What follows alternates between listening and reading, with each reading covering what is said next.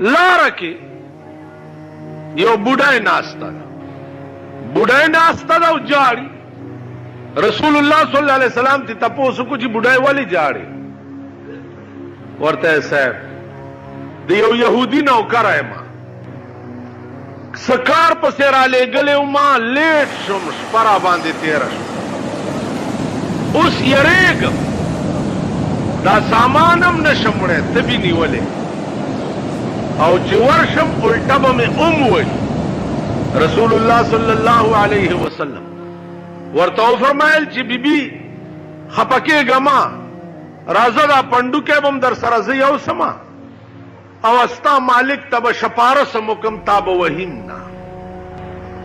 اوس بیګا آسمانونو کې الله عز اسمه سره راز و نیاز شوی او سحر له یو وینځ سره پنډوکی په سر دی او د هغې مالک ته شپارس کولو ته روان. دې ته سوچ وکړئ. کور ته چې ورسېده دروازه یې وټکوله، سړی راووت،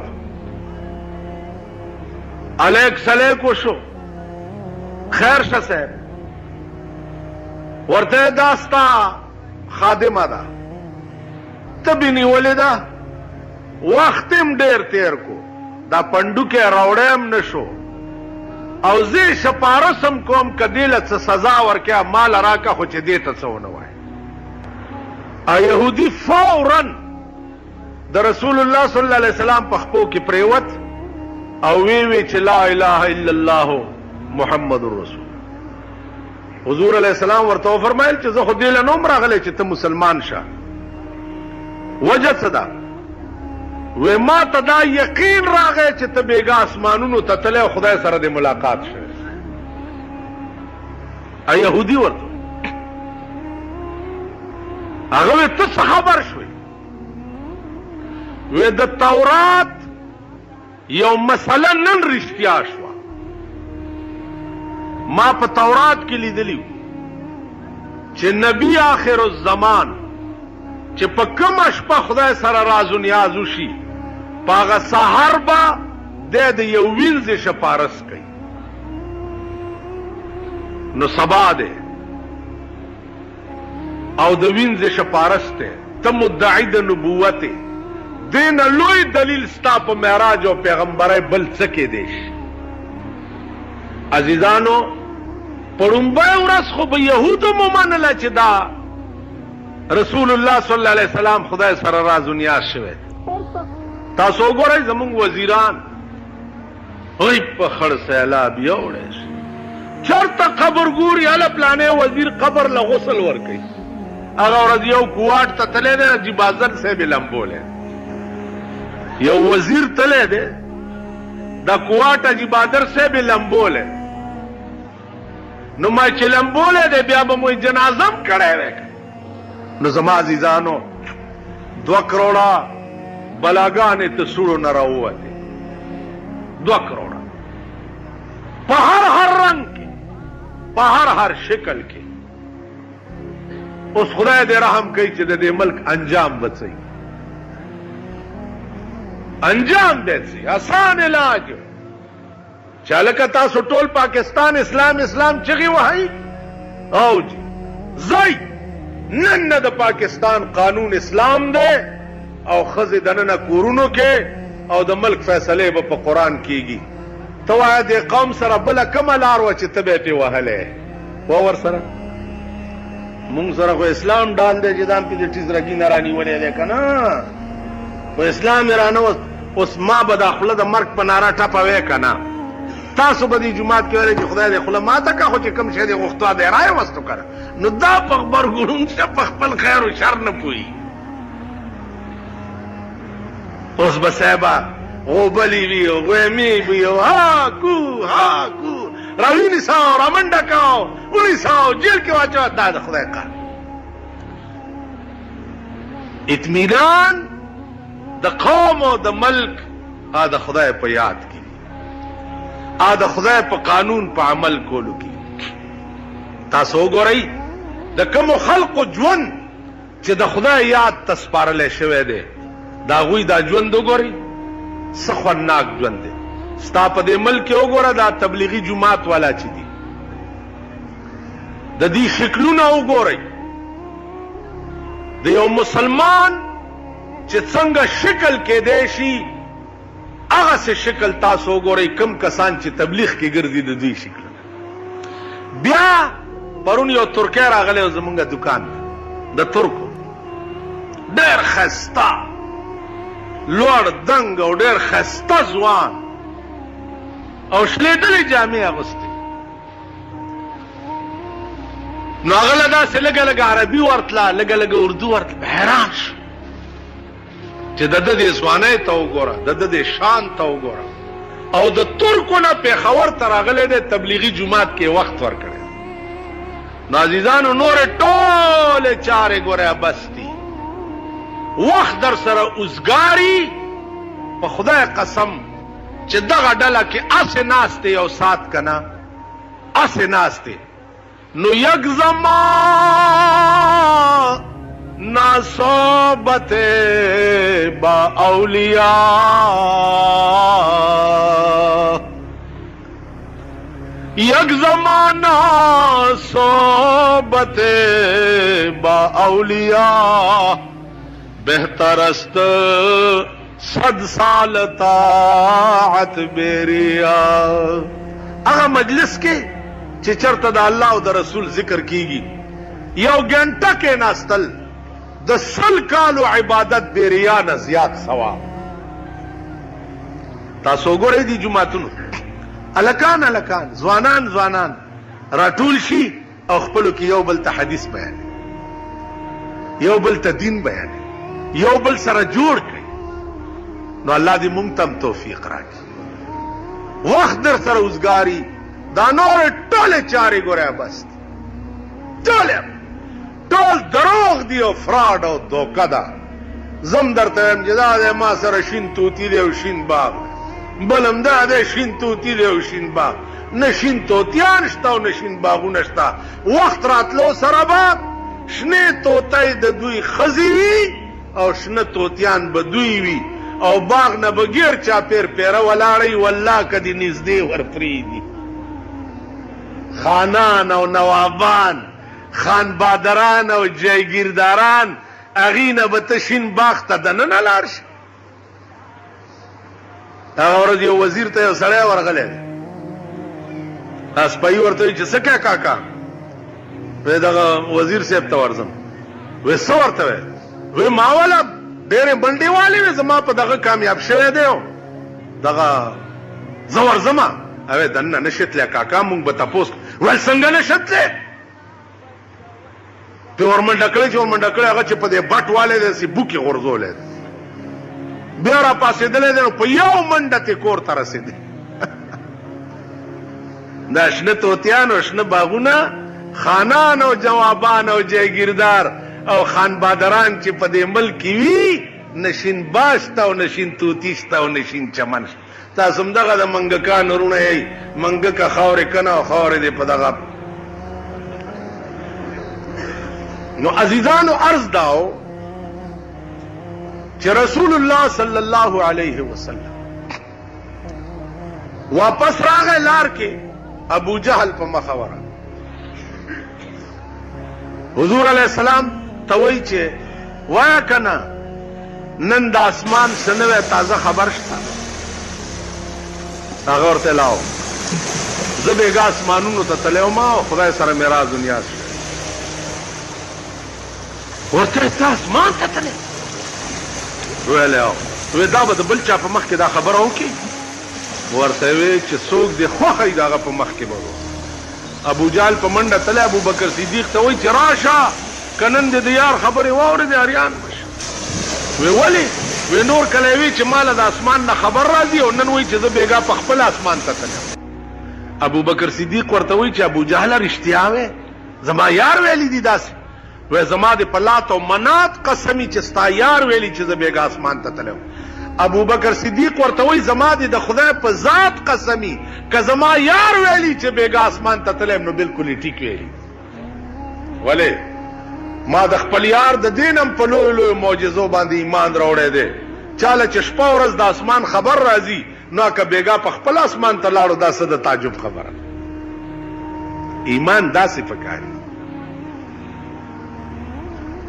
عزیزانو بیا ابو جال راغی او لاس کې سکاڼي نیولي. نو پیغمبر ته وایي چې څنګه اندر کفے بو جہل بود گفت اے احمد بگو تا چیست زود. وای کنه زما دی لاس کې سړي چې ته پیغمبر یې. گر رسولی چیست در مشتم نهان کہ خبرداری ز راز آسمان. ته چې د اسمانونو خبر پوهېږي دا لاس کې ووایه چې څه دي. پیغمبر وایي زه ووایم چې لاس کې څه دي که دا ستا لاس کې څه دي دا په خپله ووایي. وایي زما لاس کې چې څه دي په خپله نشي ویلی ته ووایه. په یو ګوته پیغمبر د هغه د لاس ته اشاره وکړه. نو د ابوجهل د لاس د ننه نه آواز راغی لا الہ گفت الا اللہ گفت گوہر احمد رسول اللہ سفت. آکانو د ابوجهل پلاس کے ہوئے لا الہ الا اللہ محمد الرسول اللہ. مونږ د ابوجهل پلاس کې کاڼي یو دومره یو. د دې داسې مثال دی لکه زمونږ په دې ملک کې د کافی زمانه نه قبر پرستی را روانه ده. د قبرونو پوجا پاٹ کول بیا په قبرونو باندې دا نامی خول چې دا دې د پاره ده دا دې د پاره ده دا دې د پاره ده. لکه نن یو سړی ټلیفون وکړو وی چې دا فالج زیارت کم ځای کې دی. سړی چې فالج والی داغه زیارت کم ځای کې دی. نو ما وی چې ما ته خدا کا پته شته چې د فالج زیارت لا کم ځای کې دی. تاسو اندازه وکړئ. کله یو سړی دا عقیده وي چې دا زیارت ته او په دې فالج لري کوي دې لري کوي دې نه زیات شرک بل نشته. کله یو سړی دا عقیده ای چې زما د خپو کې باد دی او دا زیارت د آباد لري کوي دې نه لوی شرک بل نشته. عزیزانو قبر پرستی چې دا داډو په اسلام کې شته نه.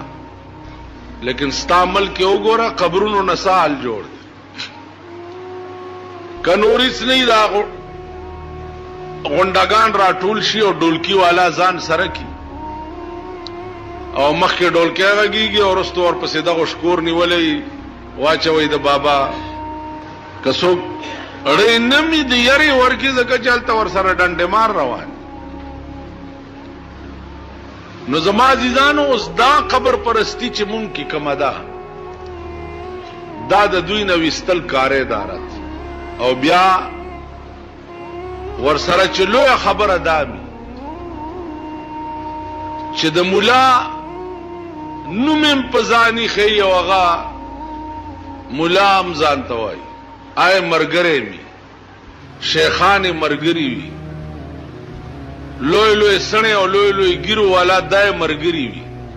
اوس دا اعتقاد د خلقو نه ویستل دا د چا پلار نشي. دا اعتقاد تی ویستل او بیا په دې خلقو دا منل چې ګوره مؤثر حقیقی په دې کائنات کې صرف د خدای ذات ته بنده نه دی. دا په منل دا ډېر ګران کار. نو رسول الله صلی الله علیه وسلم ته د دې ټولو مشکلاتو سامنا وا.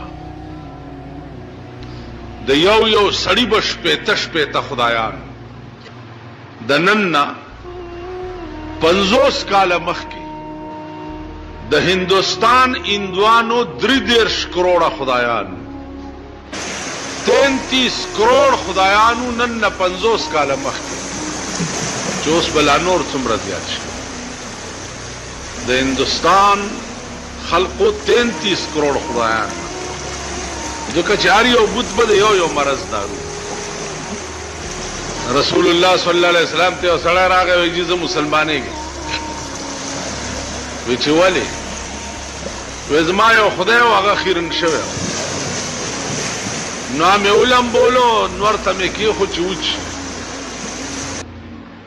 وی یو ګیدړ راغی او خپه یې اوچته کړه پې متیازې وکړي. وی زما د خدای ورته کته وغږې ونه کړو. نو وی ما هلته دا ووی چې رب یبول الثعلبان براسي، آیا داسې شیم خدای کېدی شي چې ګیدړانې په سر متیازې کړي؟ نو زما عزیزانو عرض دا و چې دا عقیده د خلقو دړه نه ویستل چې دي دا ډېر ګران. واحد ذات اقدس د جناب رسول الله صلی الله علیه وسلم چې شروع یې وکړه، معجزات دي، کردار دی، کریکٹر دی، اخلاق دی. تاسو وګورئ نن د دنیا ګوټ داسې نشته چې د رسول الله صلی الله علیه وسلم منلو والا پکې نشته. دا دغه لوی کردار وجه وه او د لوی شان وجه. عزیزانو په دغه ورځو کې لوی مشکلات دا و چې په دې خلقو دا منل چې زه پیغمبر یم، بیا دا پې منل چې زه اسمان ته تللی یم او خدای سره مې راز و نیاز شوی دی، دا ډېر ګران کار پیدا کړه خلق. ابو جهل ویل ته پیغمبر یې او خدای ته اسمانونو ته تللی؟ ویل او وی که ته اسمانونو ته تللی نو دا سپوږمۍ د مخامخ وګوره، دا په دې اسمان کې 2 ټوکړې کا نو بیا به زه ستا پیغمبر یم. رسول الله صلی الله علیه وسلم ورته فرمایل دا خو آسان کار دی. په ګوته یې داسې اشاره وکړه، اسمان کې سپوږمۍ 2 ټوکړې شو. بعض علماو لیکلي دي چې یوازې 2 ټوکړې نه شوه بلکې دواړه ټوکړې رالې، نیمه په یو لستوڼي کې ننوته او نیمه په بل کې، او په دې ګریوان کې بیا یو ځای شوه او پار ووته او بیا لاړه پاس. عرض دا و چې ابو جهل اوس څه ووایي؟ ابو جهل افوی جادوګرې خو ډېر لوی جادوګرې چې اسمانه پورې دیم جادو رسي. بیا بار لاړ او راغو لاس کې کاڼي نیولي. حضور علیہ السلام ته وایي چې گر رسول چیست در مشتم نهان، کته رسولی نو وایه زما د لاس کې څه دي؟ رسول الله صلی الله علیه وسلم ورته فرمایي څه وایې؟ ورته وایي گر رسولی چیست در مشتم نهان